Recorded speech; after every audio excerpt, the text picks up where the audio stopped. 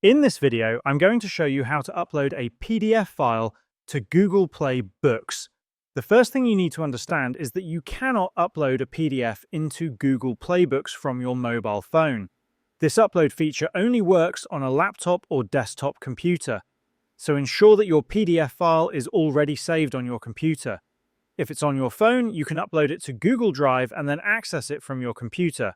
Now, open any browser on your PC and search for Google Play Books. Click on the first link that appears. Once you're on the Google Play Books homepage, look for Your Library option at the top of your screen and click on it. This will open your personal library where you can see any books you've already added. From here, click on the Upload Files button. You'll now have two main options. The first is to click on Browse, which allows you to navigate to the folder on your computer where your PDF is saved. Select your PDF file and click Open.